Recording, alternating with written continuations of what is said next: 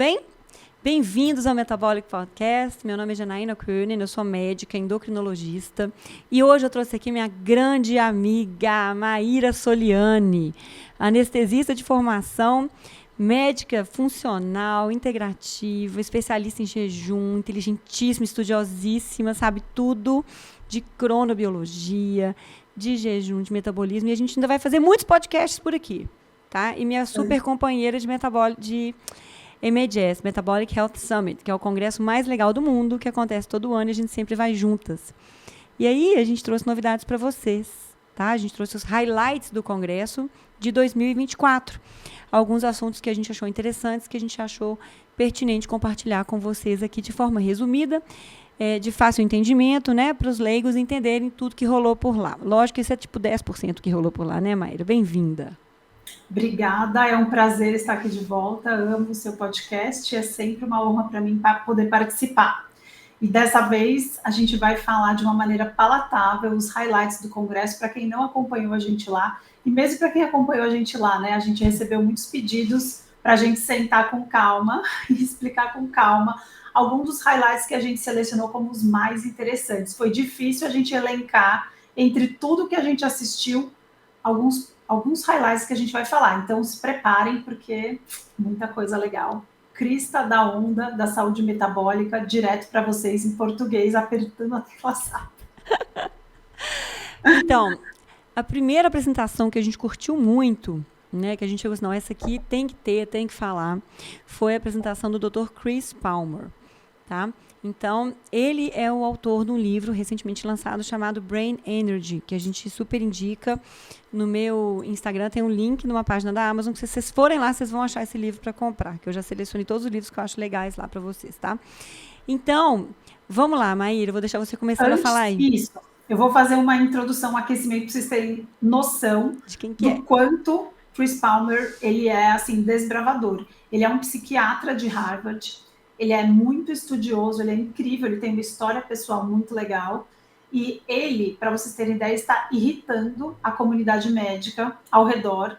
Ele levou, inclusive, uma chamada do próprio hospital onde ele trabalha, onde ele foi requested, né? Pediram para ele parar de dar entrevistas e podcasts e aulas sobre a teoria dele de tão incrível. Por que o hospital pediu para o Chris Palmer parar de falar? Porque o que ele tem para falar é tão, como que eu posso dizer? Disruptivo, que está causando um rebuliço no hospital, porque a demanda de pacientes que querem ser assistidos por ele, tratados por ele, é tão grande que o hospital não comporta mais nenhum paciente novo para ser absorvido no serviço.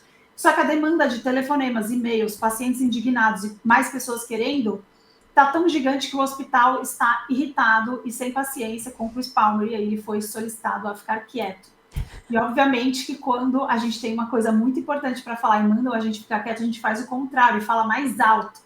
E o livro dele foi justamente isso. O livro dele é disruptivo. Eu, na minha opinião pessoal agora, eu acho que ele, daqui uns 10 anos, ele vai ser lembrado como alguém que mudou a psiquiatria. Por enquanto, só pessoas como nós, graças a Deus, a gente tem a possibilidade de ver esse ser humano falar. Toda vez que a gente vai no Metabolic Health Summit, a gente conversa com ele e a gente ouve ele ao vivo. E ele é uma gracinha, né? Humilde, conversa com todo mundo, né? Ele é incrível. E assim, a teoria dele é disruptiva, e a aula esse ano, nos anos anteriores, ele compartilhava mais casos, ele mostrava o efeito, os relatos de casos que ele já tem publicados, que são muito interessantes. Mas agora ele recebeu $3 milhões para começar uma nova pesquisa com um instituto de pesquisa maior. Então, assim, dinheiro está chegando e eu tenho certeza que as coisas vão mudar mais rápido a partir desse ser humano iluminado que é o Chris Palmer. E aí, essa apresentação desse ano, ele resolveu falar sobre a teoria dele, que é justamente o livro dele, que chama Brain Energy. Se você fala inglês, compre agora. Se você só fala português, ficou irritado agora com a minha indicação, calma. Ele me contou que em breve vai ter mais 7 línguas e uma delas é o português. Então está chegando, calmem. Vai chegar. E aí na aula dele ele falou, agora a Janaína vai falar um pouquinho e depois eu complemento. Vou começar, vamos falar juntas. Nós duas vamos falar. Que é o que uma esquece, a outra vai lembrando, né, gente? É muita informação, nossa senhora. Então, Ele começa trazendo algumas reflexões, sabe? Mostrando a incidência, né, de doença, de transtornos mentais na população. Então, não é a prevalência, é a incidência, ou seja, os novos casos. Então, o que ele fala, basicamente, é que a cada ano está aumentando exponencialmente os diagnósticos de transtornos mentais, bipolaridade, depressão, ansiedade. E ele fala todos, né? Ele fala, a gente tem CID para tudo, né? Então tem código, né? Ele fala, a gente tem vários códigos para todas as doenças mentais. E não para de aumentar. Ele falou assim, olha, tá tão absurdo, né, o aumento de incidência de transtornos mentais que isso não se justifica por uma coisa genética. Não tem como isso ser mais genético. E isso está aumentando junto com outros diagnósticos, né, Maíra?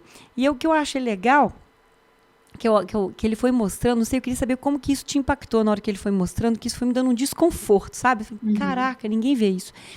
Ele começou a mostrar, olha, vocês sabiam que quem tem obesidade tem tantos por cento de risco maior, tipo 30%, 40% de risco maior de ter depressão e de ter ansiedade? E quem tem ansiedade tem um risco maior de ter Alzheimer, e quem tem Alzheimer tem um risco maior de ter depressão. Aí ele começou a mostrar que estava tudo assim, ó. Sim, e ele fez várias bolinhas, eu sou super visual, então não vou esquecer.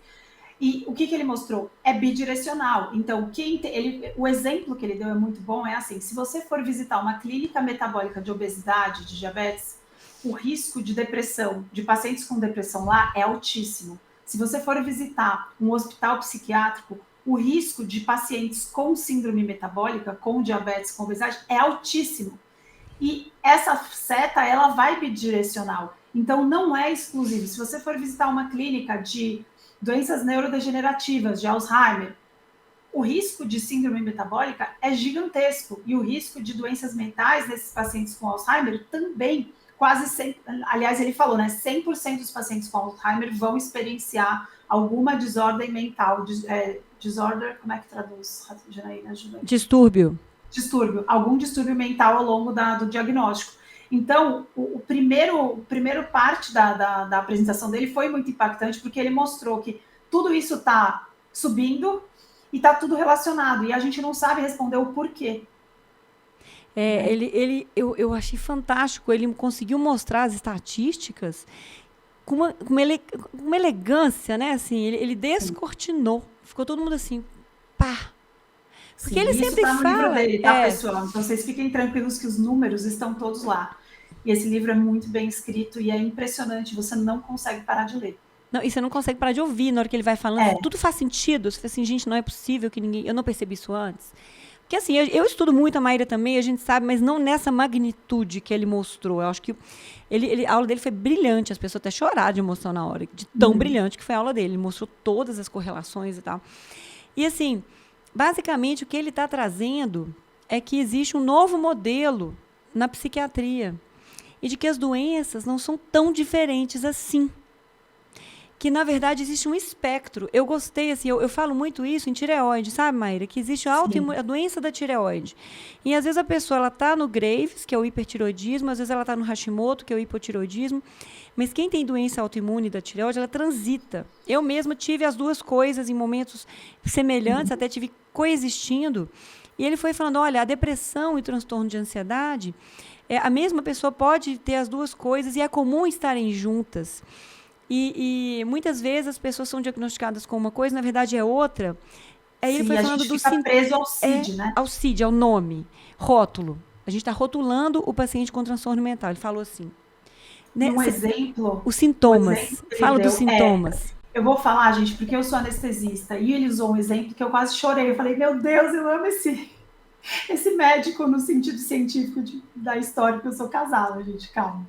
Então é o seguinte, como anestesista, né, ele falou sobre dor. Dor todo mundo entende, e doença mental ninguém entende. Então dor é o melhor exemplo para isso. O que ele diz? Existe o sentir dor que é normal.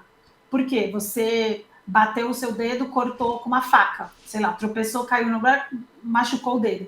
Essa dor aguda que você tem, de grande intensidade, baseada no contexto, ela é normal, certo? Agora, se você encostar um lençol no seu dedo que não está machucado e sentir uma dor descomunal, isso não é normal. Então, o estado de sentir dor, ele pode ser normal, ele pode ser excessivo e ele pode ser disordered, De novo, esqueci a Porque palavra. ele falou que uma dor intensa, cortou um dedo, a dor intensa, normal. É uma Normal, dor, né? é normal sentir dor. E a dor que é disfuncional, que ela perpetua, Isso. mesmo sem estímulo, ela continua doendo.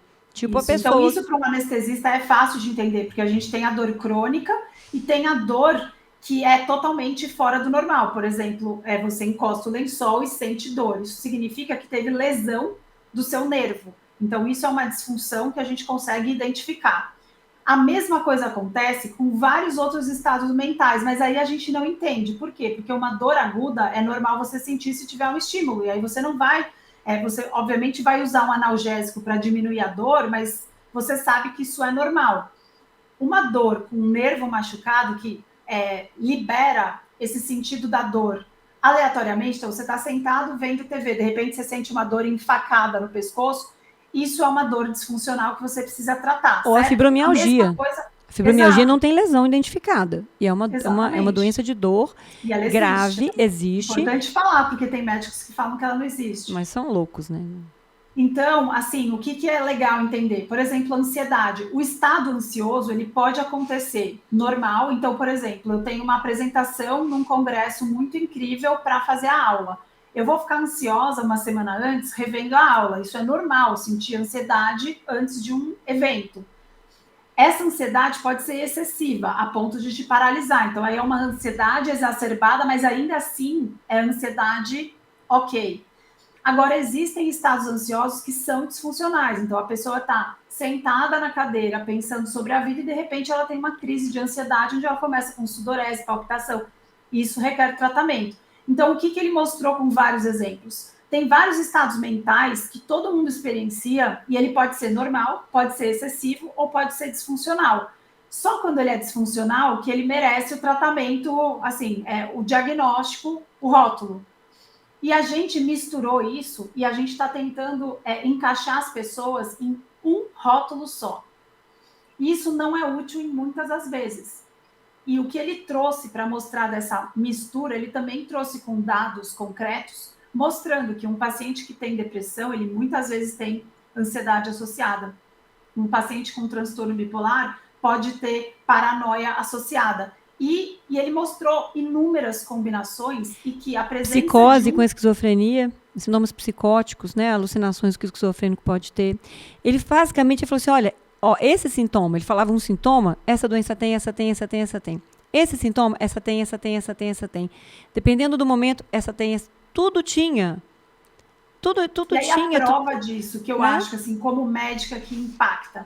Pensa que uma pessoa com depressão, a gente quando pergunta para um paciente, a gente pergunta quais medicações você já usou no passado, que não deram certo, quais estão funcionando agora. Por quê? Para uma mesma pessoa com o mesmo sintoma, uma medicação, um anticonvulsivante pode funcionar para um paciente, o outro pode melhorar com um estabilizador de humor e o outro pode melhorar com o inibidor da recaptação da serotonina. Então, a gente mistura, né? A psiquiatria mistura todas as classes de drogas para tratar todas as doenças. E por que a gente tenta separar, né? Isso é o que mais me chocou, assim.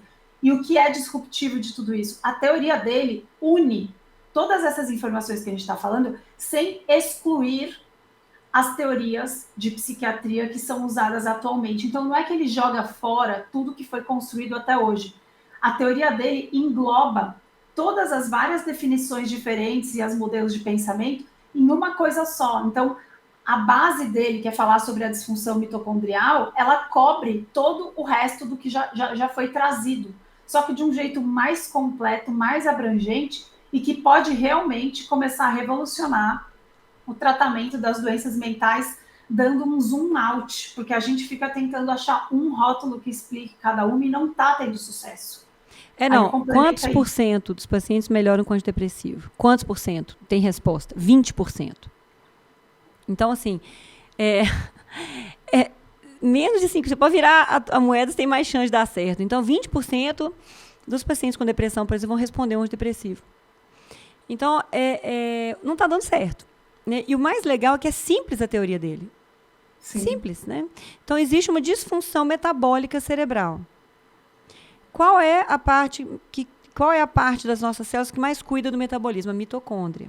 Então, ele focou na mitocôndria, nos processos mitocondriais, na geração de energia, e aí, de forma muito elegante, aí a gente não vai começar aqui a esmiuçar demais, que fica muito técnico. Vai ficar muito difícil. Né? Mas o fato é que, se a gente estudar o metabolismo cerebral, e isso já é estudado há muito tempo, tem ressonância, eles olham os neurotransmissores, onde que tem mais, onde tem menos, né? Então, isso já é feito há muito tempo, já é sabido que existe um hipometabolismo cerebral de algumas doenças e tal. Então, que com isso a gente conseguiria melhorar. E ele relaciona esses problemas metabólicos cerebrais com os problemas metabólicos do corpo, que já existe uma associação comprovada, ele só faz uma correlação metabólica, mecanística, né, do mecanismo. Gente, então, mas o que a gente traz dessa aula é que, se a gente melhorar o estilo de vida, eu acho que isso é uma coisa importante, né? O que a gente vai tirar disso, Janaína? O que a Janaína tira disso? Eu tiro que, se a gente comer melhor, tirar a porcariada, tirar comida processada, dormir melhor, controlar estresse, melhorar o estilo de vida, fizer atividade física e evitar ter doenças no corpo, metabólicas, provavelmente a gente vai ter menos transtornos mentais. Eu tirei isso. O que você tirou? Eu tirei que essa teoria dele integra o que a gente já sabe e não simplifica. Isso é muito importante falar, porque a teoria do metabolismo, da hipótese, né, que o metabolismo mitocondrial tem a ver com as doenças mentais, não é dele, não foi ele que inventou, né? Eu lembro que ele falou, eu não me lembro direito, mas era 1800 e tanto. Desde 1800 e tanto essa teoria existe. O que é legal dele é que ele conseguiu encaixar as pecinhas para mostrar que uma teoria não exclui a outra, que a gente precisa integrar, porque o que acontece no momento é que a gente tem o médico psiquiatra, que ele fica tentando adivinhar a classe de droga que o paciente vai responder para amenizar o sintoma. É como se a gente estivesse fazendo isso com diabetes também. Como não? Está. Ficar tratando os sintomas sem entender a causa, a gente não vai ter muito sucesso como a gente não está tendo agora. Então, ter uma visão mais ampla da condição mental, do distúrbio, a gente consegue ter uma atitude em relação à doença mais eficiente, que é levar em conta estresse pós-trauma, sim, é importante. Levar em conta a epigenética é super importante. Levar em conta a qualidade de vida, como que o paciente usa o estilo de vida dele, ele dorme direito, ele come direito e tal. Levar em conta os nutrientes. Então, assim, o psiquiatra, ele pode avaliar de uma maneira muito mais ampla para conseguir achar brechas a mais para, inclusive, melhorar a resposta ao tratamento que ele propôs. Então, um psiquiatra não pedir micronutrientes, B12, BC, folato, tem tanta coisa que precisa, coenzima Q10, né? Quanta coisa ele pode atuar para, inclusive, as medicações melhorarem. Então, o que eu trago dessa aula? Agora, resumindo de novo, tentando parar de falar dele, porque a gente já falou muito tempo. Incrível, esse homem vai mudar a psiquiatria, porque ele conseguiu com muita classe e autoridade, né? O fato dele ser de Harvard faz muita diferença para a gente, porque isso tem um nome, um peso, que para quem não estuda peso bastante... pro lado bom e pro lado ruim, né? Que é a Escola de Epidemiologia de Harvard. Exatamente. Mas para quem não estuda é muito bom, é um peso muito legal, uma pessoa com essa visão tá lá. E estudando, isso Robert Lustig, da outra edição do MHS, ele já fala isso bastante também, né? Ele fala que a gente só vai conseguir ter efeito e respeito estudando as vias metabólicas para conseguir enxergar os mecanismos de uma maneira melhor e assim trazer mais pessoas on board, né? Senão a gente não vai conseguir muitos progressos. Então eu acho que por isso que eu sou tão otimista de ter visto essa aula. Eu acho que tudo está prestes a mudar. Ok. Vamos passar de assunto. Mas agora o assunto é difícil de sair também, tá difícil. Nossa, então agora depois a gente vai até cortar aí, postar isso no Instagram, mas vocês, por favor, compartilhem, assinem meu canal, compartilhem esse podcast com todo mundo, tá? Com todo mundo, porque isso aqui tem que ser visto por todo mundo. Então agora a gente vai falar do Walter Longo. Pessoal, o Walter Longo é um ser iluminado que está conseguindo juntar muitos olhares para o assunto do jejum em várias abordagens.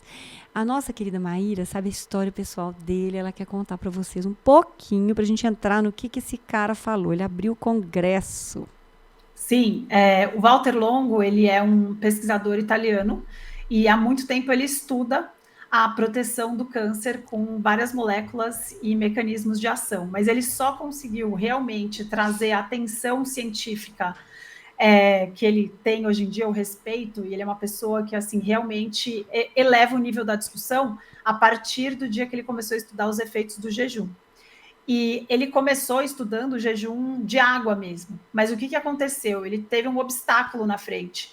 Nem os pacientes queriam ficar em jejum, nem os oncologistas se sentiam confortáveis em liberar os próprios pacientes para o estudo, para testar o braço do jejum. Então, ele teve essa brilhante ideia de fazer uma dieta que simule o jejum, mas que o paciente ainda coma.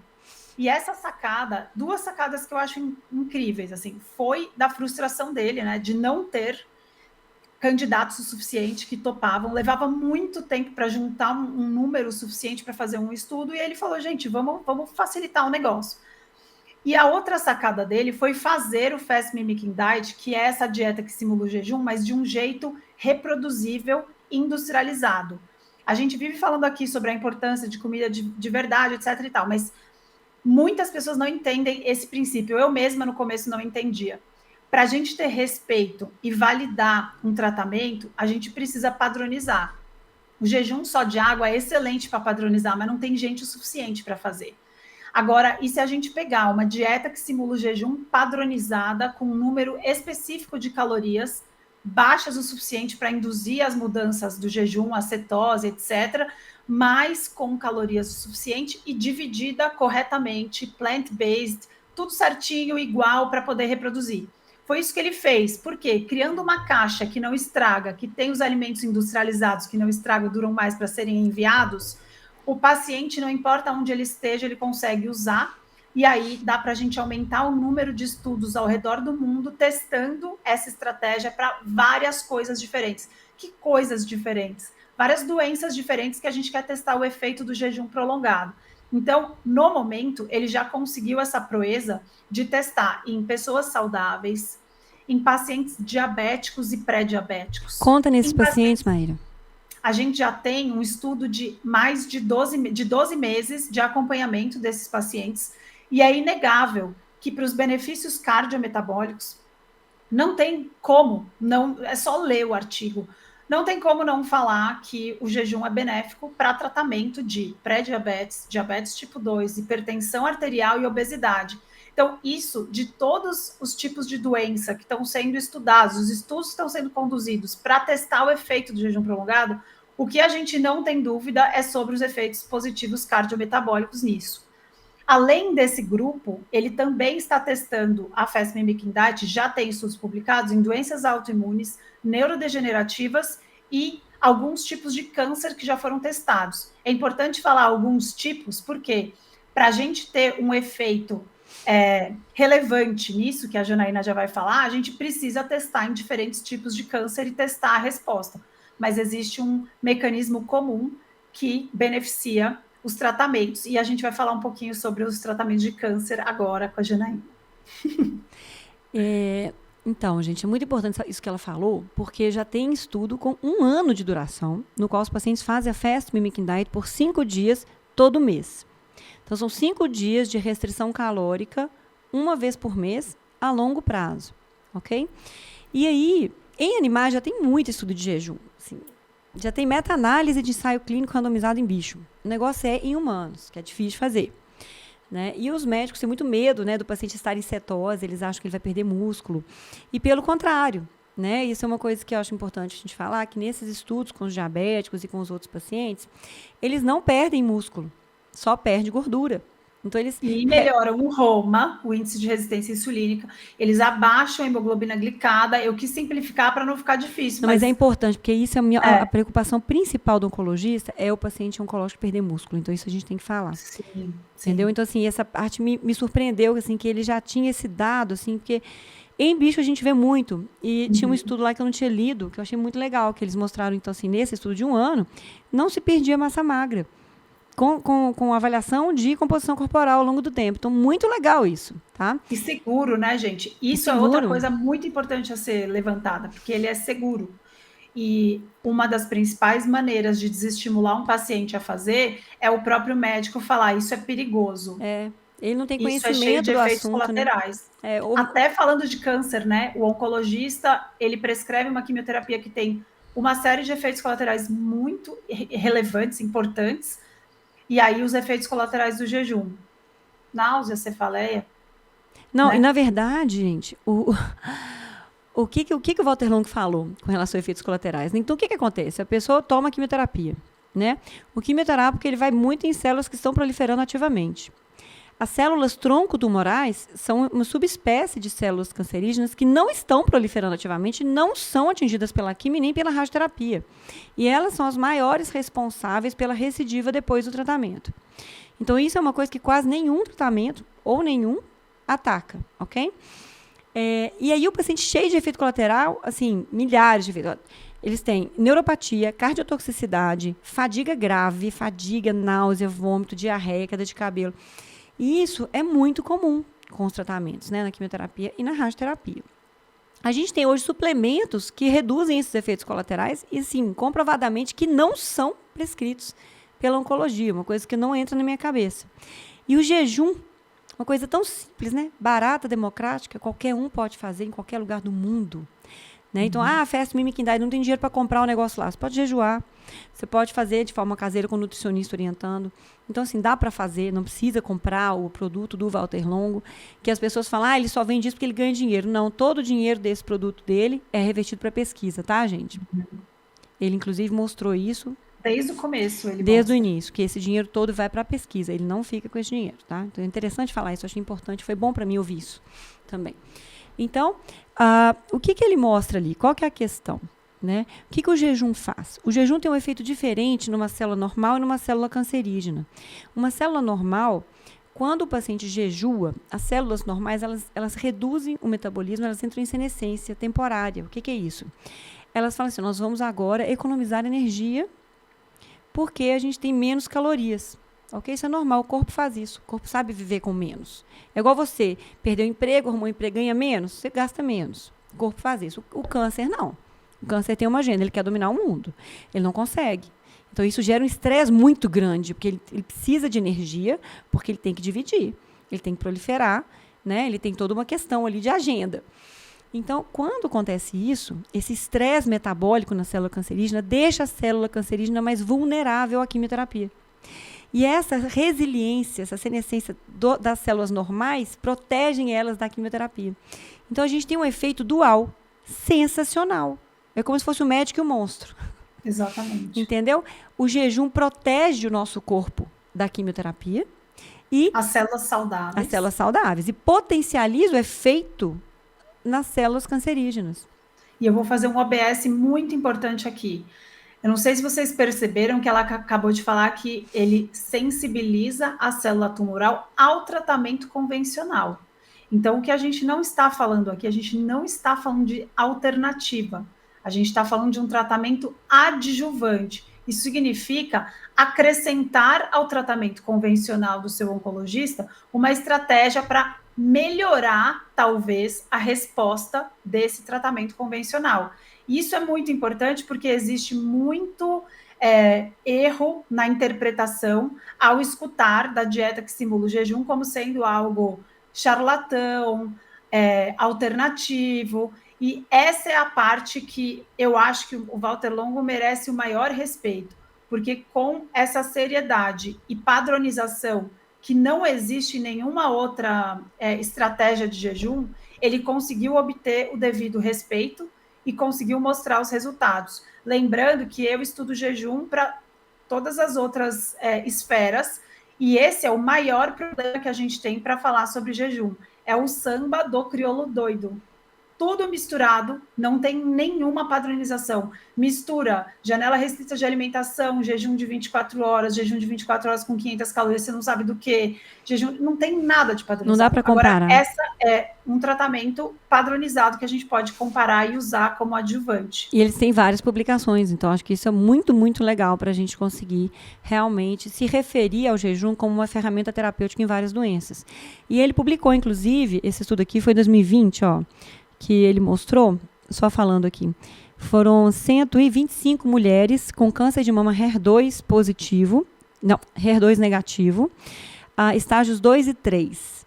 Então, eles fizeram, as mulheres que fizeram jejum, a Fast Mimicking Diet, e as que não fizeram, e compararam resposta à químio, né, a resposta tumoral, resposta completa, resposta parcial. E as mulheres que fizeram Fast Mimicking Diet tiveram uma resposta muito melhor do que as que não fizeram. E quanto mais compliant, quanto mais elas aderiram a isso, né, as que fizeram direitinho, melhor resposta elas tiveram. Inclusive em termos de remissão, de cura. Tá? Eu acho que isso é uma coisa que, assim, tem que ser falada, tem que ser mostrada. Eu vou deixar as referências aqui para vocês, porque eu acho que isso é uma coisa que as pessoas vão falar assim, mas de onde que a Janaína está tirando isso? Eu vou mostrar o artigo, tá? Tem outros artigos, tem um publicado, esse aqui, ó, sobre o Fast Mimicking Diet 2022, no Cancer Discovery, mostrando que a dieta, o Fast Mimicking Diet tem pacientes com câncer em tratamento durante a quimioterapia. Jejuar na químio. Então, a ideia é você jejuar 3 dias, 2 dias antes, no dia da químio, 2 dias depois. Para quem faz aí de 21 em 21 dias, uma vez por mês, tá? Aproveitar isso e fazer o Fast Mimicking Diet. Para quem toma todo dia, escolher 5 dias do mês e fazer o Fast Mimicking Diet, tá? Mostrou segurança nos pacientes oncológicos e aumento da imunidade contra o tumor. Porque, não sei se vocês sabem, no câncer, né, o corpo fica enérgico. Isso é um dos motivos do câncer aparecer em primeiro lugar. Né, a gente tem tanta inflamação subclínica rolando, diabetes, resistência insulínica, né, estresse emocional, falta de sono e tal, que o sistema imunológico para de prestar atenção onde ele tem que fazer, que é o surveillance, né, ficar vigiando, ver se tem alguma coisa errada ali. Que a gente tem câncer todo dia, todo mundo tem câncer. A célula fica doida, vai lá, o sistema imunológico olha, você não está muito normal, não. Geralmente, a própria célula tem mecanismos que fazem ela morrer. Caso isso não aconteça, tem a polícia que chega lá e, mata. Né, fala, não, vai morrer sim, né. Quando a gente não tem, nosso sistema imunológico para de funcionar direito, fica lá dormindo, assistindo BBB, televisão, o que acontece? O câncer prolifera e vira o que vira. Né? E o jejum aumenta a resposta antitumoral. Né? Do nosso sistema imunológico, melhora a imunidade. Ao contrário do que muitas pessoas pensam, vai tirar o carboidrato, diminui a imunidade, vai jejuar, diminui a imunidade. Não. O Fast Mimicking Diet, dentro desses protocolos publicados, aumenta a imunidade contra o câncer. Então, sensacional a palestra dele, muita evidência, muito estudo bom, estudo em humanos, mostrou os em ratos todos, mas a gente nem vai falar porque não dá tempo, e já vai direto para os em humanos, que é o que interessa para nós, para a nossa conduta clínica, tá, gente? Então, isso vai crescer, tá? Ele tem muito financiamento, graças a Deus, as pessoas estão vendo resultados muito grandes, muito legais. Eu já uso na minha prática, no consultório, meus pacientes já jejuam na químio, tem resultados bons.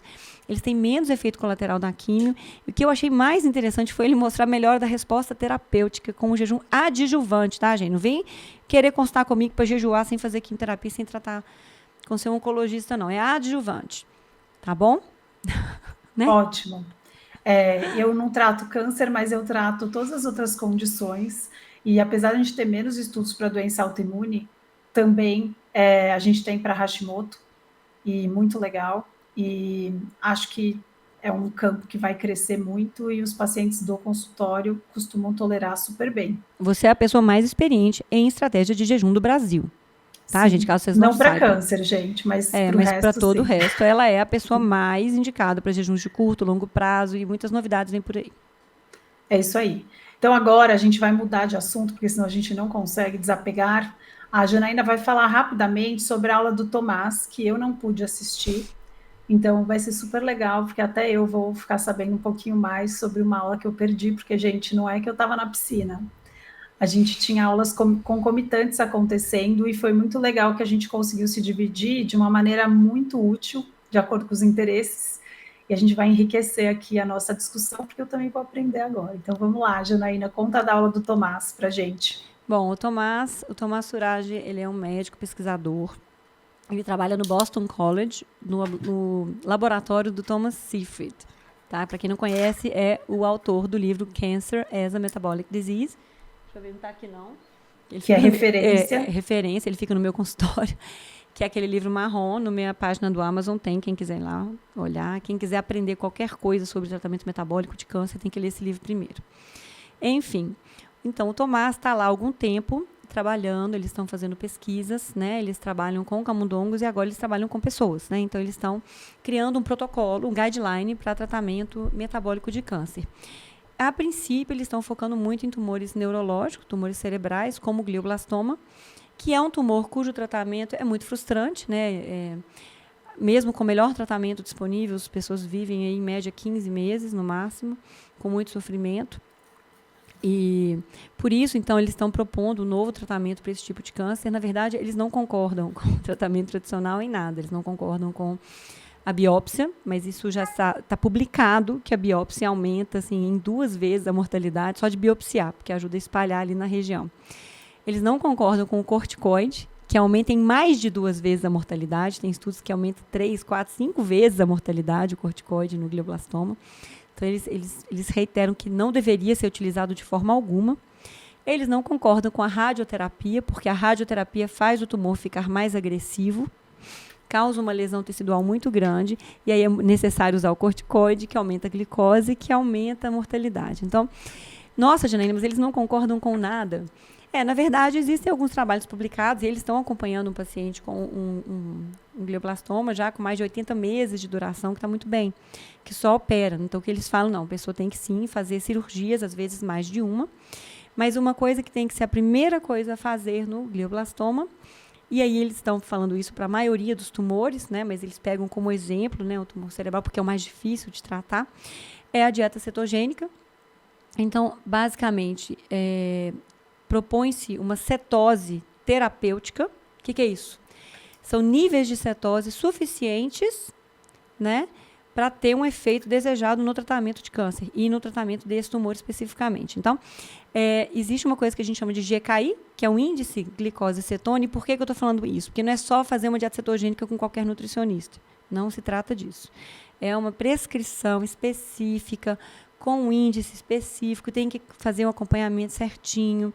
Eles indicam que os pacientes usem aquele sensor de glicose, porque a glicose tem que ficar lá baixinha mesmo, 60, 65, às vezes 55. A glicose fica baixa, a pessoa não tem sintoma de hipoglicemia, porque ela está em cetose, né? Que é quando a sua glicose baixa muito, a insulina baixa, seu fígado produz corpos cetônicos. Aí você fica bem, você não sente nada, você fica com energia, o raciocínio fica melhor, né? A memória, a cognição melhora e tal. Então, é isso, é cetose. E aí eles fazem uma proposta, né, do tratamento, como que será esse tratamento do câncer de forma metabólica, que é a dieta, como pressão no tumor, os pulsos, né, que podem ser uma vitamina C em altas doses, que pode ser uma oxigenoterapia hiperbárica, que é uma substituição para a radioterapia, né, nesse tipo de tumor. Eles falam dos suplementos e as drogas off-label, que é uma coisa que eu já falo muito, que eu já uso também no câncer. E do jejum. Então, ele traz o jejum antes da cirurgia, o jejum durante o tratamento, ou fast mimicking diet. Então, basicamente, toda a palestra que eu assisti no Congresso Europeu não teve tanto jejum, porque eles lidam mais com visco, não falam tanto sobre jejum. Mas no Cancer Revolution, que foi um super congresso online que teve em setembro do ano passado, neste congresso é o jejum. Jejum no câncer é essencial, gente, ao tratamento. Tinha que fazer parte de toda a prescrição, ou o jejum normal, ou o jejum intermitente, assim, todo dia, ou o fast mimicking diet, alguma estratégia de jejum perto do tratamento, assim, realmente eles falaram muito disso. Então, a dieta é essencial, o jejum, e o que eu achei interessante, colocar o manejo do estresse emocional no protocolo. O estresse emocional, gente, é um fator determinante. Desculpa interromper, mas porque é muito interessante. Colocaram isso no protocolo. O manejo do estresse, o Cifre já tinha colocado no Press Pulse em 2015, em 2017 está lá. Ele colocava lá, eu lembro até da figura que ele colocava lá, estratégias para diminuir, mas eu não sabia dessa... Não, está no protocolo. Por quê? Que legal. Porque está provado que estresse e ansiedade aumentam a mortalidade no câncer. Está provado que estresse e ansiedade aumentam a recidiva de tumores já em remissão, que já estavam teoricamente curados, né? Uhum. Então, eles falam assim, isso é essencial. O estresse emocional aumenta o cortisol, aumenta a glicose, aumenta a resistência insulínica, a pessoa não entra em cetose, não tem um GKI bom, não consegue resolver aqueles parâmetros metabólicos, né? Responde mal ao tratamento, né? Então, tudo isso atrapalha muito. Em tumores neurológicos, fala-se hoje que não existe, não tem como a gente hoje falar de câncer cerebral sem falar em usar uma dieta cetogênica. E a dieta cetogênica ela é anticonvulsivante. Então, ela diminui edema cerebral e diminui convulsões, que são 2 coisas que fazem o oncologista passar corticoide, né? Que aumenta a mortalidade. Então, você consegue tirar uma coisa que faz mal, usando uma estratégia nutricional, que é Que protetora é para outras coisas protetora. ainda.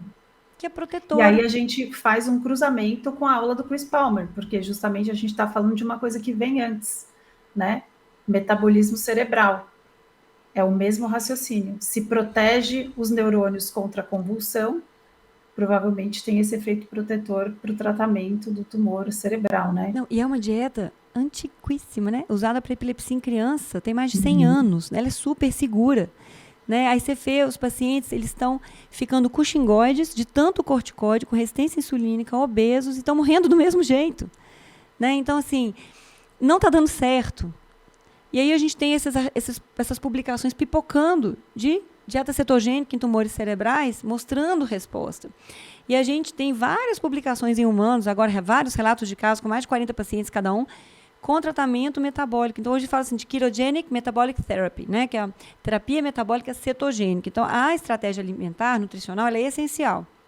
A gente não vai usar sempre uma dieta cetogênica no câncer. Pode ser uma dieta de baixa metionina e tal. Mas em glioblastoma, em tumores cerebrais, assim, é o que deveria ser tratamento básico. Todo mundo com tumor cerebral deveria estar numa dieta cetogênica, né, terapêutica. E nesse caso ele fala de todos os estudos e eles estão publicando agora um guideline baseado em evidência, com o que tem de suplemento, como inibir as vias metabólicas de glicose, de glutamina, né, que são os dois principais substratos do câncer, glicose e glutamina. Tem outros, mas esses são os principais. E uma coisa que eles batem muito é que todo paciente com câncer, né, que o tumor, ele tem mitocôndrias deficientes. Então, eles são contra aquela teoria de que existem tumores que fermentam, que tem uma cadeia respiratória que funciona. Então, basicamente, eles provam por A mais B que existe uma fosforilação a nível de substrato, agora eu falei só para os médicos. Isso que eu ia falar. E que se você tirar isso, nenhum tumor consegue sobreviver sem glicose. Então, basicamente, eles provam e desafiam qualquer um a provar o contrário. Que os estudos são mal feitos e tal, eles mostram, assim, muito, muito bacana a aula dele. Então, é isso. Basicamente, eles estão propondo agora um guideline, vai ser publicado. Eu falei com o Tomás que ele tem que publicar isso logo. Que legal. Não pode enrolar. Ele falou que que ele sempre quer pôr mais alguma coisinha. Mas, assim, eles já mostraram as figuras, são lindas, assim, mostra.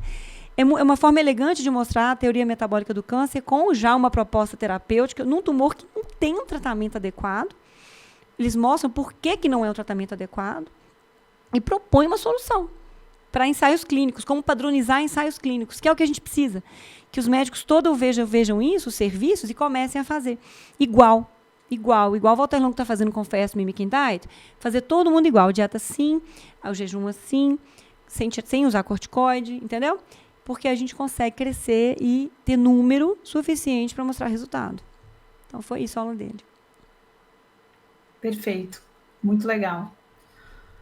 Agora a gente vai falar sobre a palestra do Ben Bikman, certo? Certo. Ben Bikman falou, a palestra dele foi sobre, obviamente, ele é o cara da insulina, e ele falou de novo sobre insulina, mas ele sempre muda o enfoque, né? Então, foi muito interessante no sentido de, ele abordou aqueles modelos de energia, do limiar pessoal de gordura. Ele é muito didático, e ele mostrou como é que a gente precisa se preocupar com os tipos de ganho de engordar e de ganhar células de gordura.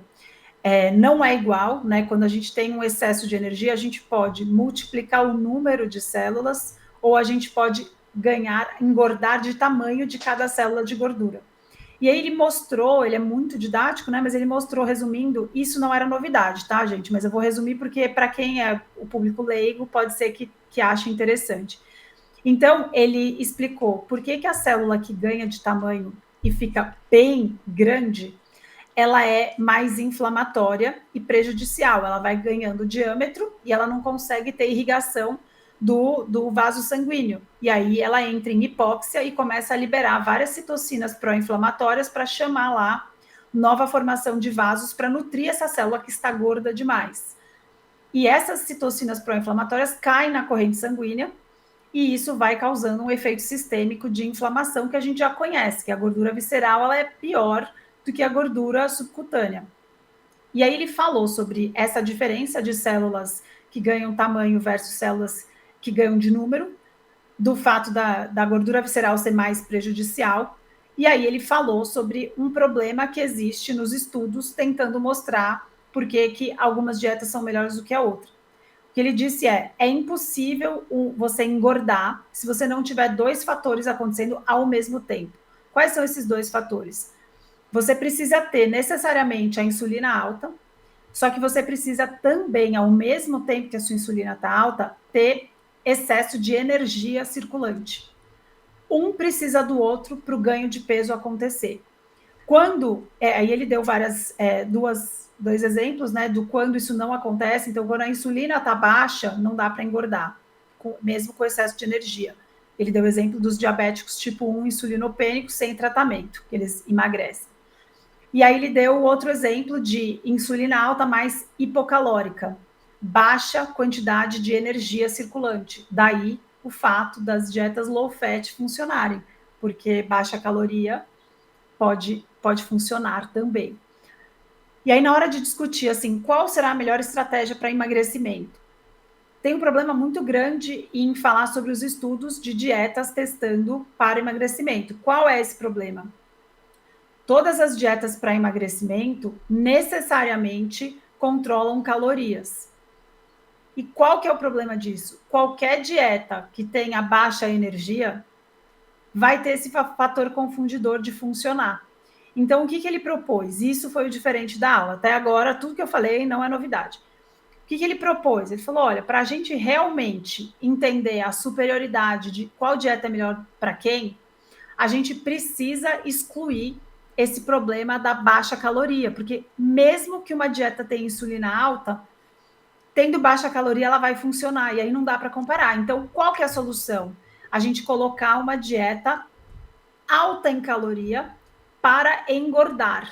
Então, para estudar o que fazer para emagrecer, a gente precisa ter estudos melhores, provocando quem que vai ganhar mais peso. E aí ele deu um exemplo de um estudo que foi testado N igual a 1, e ele mostrou que quando você provoca um superávit de 5.800 calorias por dia, a dieta baixa em gordura, que é muito alta em insulina, ela engordou muito mais do que a dieta baixa em carboidrato. Por quê? Exatamente porque lembra que ele falou que precisam 2 coisas acontecerem simultaneamente? Muita energia e insulina elevada. Na dieta de baixo carboidrato, mesmo com muita energia, a insulina se manteve baixa, versus a dieta baixa em caloria. Mas por que isso é importante? Ele levantou na aula que é importante. Porque a gente não tem estudos randomizados fazendo essa comparação para engordar. E a gente precisa disso para ter uma resposta. Então, foi fantástica a aula dele. Não trouxe muitas novidades do que já sabíamos, mas essa provocação dele foi realmente incrível e eu espero que inspire mais cientistas a buscarem essa resposta com essa sugestão de um cara que só estuda células de gordura e insulina. E ele mesmo se chama de Insulin Guy. Ele é ótimo. Pra quem não conhece. O Ben Bikman é bem disruptivo, né, gente? Eu acho ele fantástico, né? Ele é. Então vamos lá, ó. Só uma observação. Para quem se interessar, ele é um ser humano iluminado. Eu tenho uma entrevista, eu entrevistei ele no meu canal do YouTube, doutora Maíra Soliani, e tá lá com legendas em português. Então, vocês podem ouvir um pouquinho do que eu estou elogiando ele aqui, só ouvindo aquele homem didático falar para entender do que estamos falando. Ele é brilhante e o livro dele, infelizmente, não tem em português, mas lá no meu YouTube eu fiz questão de explorar os principais tópicos que ele abordou no livro dele. Coloca o link dessa entrevista para mim aqui, que eu vou colocar na hora que a gente publicar. Eu coloco aqui para as pessoas clicarem lá e já te seguir também, uai. Lógico, é essencial. Ela tem várias entrevistas legais. Então, ó, vamos falar um pouquinho da Lily Nichols.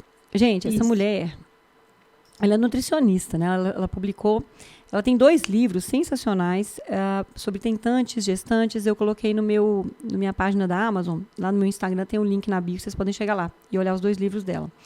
Eu coloquei na parte de biohacking. Por que eu fiz isso? Porque eu achei muito legal essa aula que ela deu sobre programação fetal. O que é isso? Né? O que a gente acha, né, que acontece quando a gente está na barriga da mãe da gente? Quando a mulher está gestando, gente, várias coisas podem determinar o futuro daquele bebê. E a gente acha que é só a genética que está mandando. Então, eu falo para vocês que vocês estão redondamente enganados. Olha que interessante, né?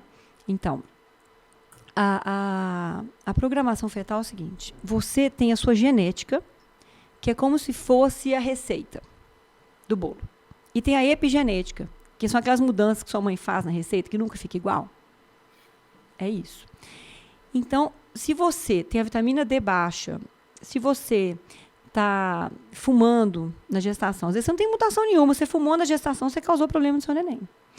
Se você comeu um monte de comida processada na sua gestação, você está alterando a genética do seu neném. Se você não dorme, alguns genes que causam câncer são ligados. E se você dorme bem, ou se você usa uma dose baixa de melatonina, você vai alterar alguma expressão de oncogênesis do seu neném. Nossa, Janine, então a suplementação na gestação pode mudar alguma coisa? Com certeza. Para melhor e para pior. Né? E o que eu achei muito interessante foi ela explicando, por exemplo, da obesidade. Então, uma gestante hoje, gente, que ganha 9 quilos na gestação, é isso. Agora, essas mulheres estão ganhando 30 quilos, elas estão ficando com sobrepeso ou obesidade na gestação. Para vocês terem uma ideia, uma gestante que desenvolve diabetes gestacional e sobrepeso na gestação, o filho dela tem 19 vezes mais risco de ter diabetes na vida adulta dele. 19 vezes. Então, a mulherada que está ganhando 30 quilos, vão pôr a mão na consciência. Tá? Isso é uma vergonha, gente. Vamos procurar um nutricionista materno-infantil. Vamos evitar. Isso é sabido. Os ginecologistas estão aí fazendo pré-natal, fica aí puxando, puxar sua orelha, hein? Não. Fala com a mãe, ó. Você está aumentando o risco do seu filho ter câncer, do seu filho ter diabetes tipo 2. É muito triste, gente. Uma atitude da mãe que pode ser facilmente evitada. Inclusive, ela mostra estudos em mulheres fazendo uma dieta de baixo índice glicêmico. Gestantes que começam a ter uma resistência insulínica, que já tem ovário policístico, né? Tem mais risco de diabetes gestacional. Já tiveram diabetes nas gestações anteriores. Tá? Então, essas gestantes, gente, fizer uma dieta de baixo índice glicêmico, é seguro. Ela mostrou os estudos, foi seguro. Controlou a glicose, evitou a necessidade de insulina. E quem estava usando insulina e começou uma dieta de baixo índice glicêmico conseguiu suspender a insulina na gestação. Então, gente, que a comida seja a sua cura, o seu remédio, né? Hipócrates tinha razão. Tá? Então, o que a gente faz na gestação impacta a vida do nosso filho para o resto da vida. Põe a mão na consciência. Então, ela mostrou diversos exemplos, inclusive a hérnia diafragmática congênita. Ela mostrou que é uma doença assim, com altíssima mortalidade, gente, por deficiência de vitamina A. Presta atenção. A gente tem hoje estudos mostrando que gestantes com vitamina D abaixo de 45 está associado a aumento de risco de autismo na criança. Quantos ginecologistas, quantos obstetras estão falando que vitamina D de 35 está bom? Quantos médicos falam isso? Tá? Então, basicamente, gente, ela mostrou por A mais B que é importante, sim, a alimentação na gestação, muito mais do que se pensava, que é importante, sim, a suplementação da gestação, ou a adequada, né? Muito mais do que se pensava, e que os níveis que se achava, né, que eram adequados, não são tão adequados assim. Então, foi sensacional a aula dela.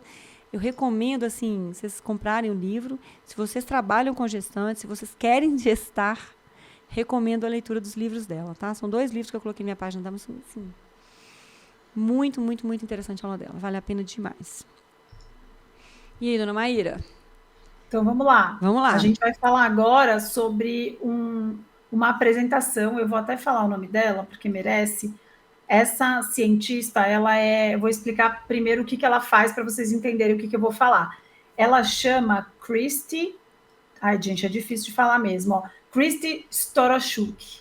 Ela é uma PhD, uma cientista, né, de um laboratório que só estuda músculo. E ela fez uma revisão, publicou uma revisão sistemática avaliando o efeito do jejum no músculo. Então, é importante mostrar para vocês assim, o que eu vou falar dos achados dela são focados no músculo. Não estou falando do restante do efeito do jejum em outros mecanismos de, inclusive, autofagia, que já vamos chegar lá. Mas o que ela apresentou nessa aula? Ela apresentou a revisão sistemática que ela fez. Por quê? No laboratório deles, o que eles observaram? O efeito do exercício na biogênese mitocondrial, né, na renovação das mitocôndrias, de um jeito fácil de falar, O efeito do exercício é conhecido há milênios, né? Há décadas. A gente tem inúmeros estudos, tanto em ratos quanto em humanos, que a atividade física, ela estimula a produção de mitocôndrias e a renovação de mitocôndrias. E aí, o que ela encontrou no laboratório dela? Eles testaram, vamos testar jejum em humanos para ver se existe uma melhora, um estímulo de autofagia no músculo, igual a gente observa com os ratinhos. E aí eles fizeram jejuns. Deixa eu ver se eu acho aqui, eu não me lembro exatamente quantas horas de jejum. Eu tinha anotado aqui e não trouxe a minha anotação, infelizmente. Mas, enfim, eu me lembro que era um jejum suficiente, assim, jejum de 48 horas, se eu não me engano, tá? Eu posso estar errada, mas eu vou mandar para vocês o link do artigo para vocês compararem. Aqui achei, era 48 mesmo. Então, ela jejuou humanos por 48 horas, comparou com 8 horas de jejum e analisou se existia esse estímulo de autofagia para músculos humanos com biópsia muscular. Qual que é o mecanismo explorado? Então, quando a gente fala em ratos, a gente fala do estímulo do AMPK e do PGC1-alfa. Isso a gente encontra sistematicamente em ratos. Aí ela falou, vamos testar em humanos, jejum de 48 horas. Fizeram biópsias musculares e não encontraram, de nenhuma maneira, um estímulo do AMPK e do PGC1-alfa. Então, essa apresentação, ela mostrou que existe um dogma que replica-se, que porque foi encontrado em ratos, a gente encontra a autofagia do músculo em humanos. Mas eles não conseguiram encontrar isso no laboratório deles, e olhando essa revisão sistemática, eles não encontraram em outros estudos em humanos, apenas em ratos. Então, apesar do estímulo da autofagia acontecer no jejum para vários outros órgãos, falando aqui de exercício físico, o exercício físico nunca pode ser substituído por um protocolo de jejum. Eu mesma, na minha prática clínica aqui no consultório, tem muitos pacientes que falam, doutor, eu não tô fazendo exercício nenhum, mas eu estou fazendo jejum, então vai ter efeito no meu músculo. Não, é justamente por isso que até em pacientes que são completamente sedentários, eu não recomendo jejum prolongado. Por quê? Porque eles não sabem nem fazer exercício no estado alimentado. No estado em jejum, eles ficam mais inativos ainda. E isso não é protetor para os seus músculos e para o seu osso, tá? Então é importante enxergar isso. E eu achei muito relevante essa palestra, porque no meio de um Olha para mim, você não está olhando para mim. Olha para a câmera. Eu não estou olhando. Não, agora aqui. você está. No meio de um congresso onde todo mundo é a favor de jejum e de dieta cetogênica, falar de algum achado negativo em relação ao jejum, eu achei assim muito legal e muito, muito interessante esse ponto de vista. Eu mesma não sabia disso, já tinha lido, inclusive o Mark Matheson, que fala bastante sobre o efeito do jejum no exercício físico. Ele sempre se baseou mesmo em rodents, né, em ratinhos. Então, achei que foi de extrema relevância essa apresentação.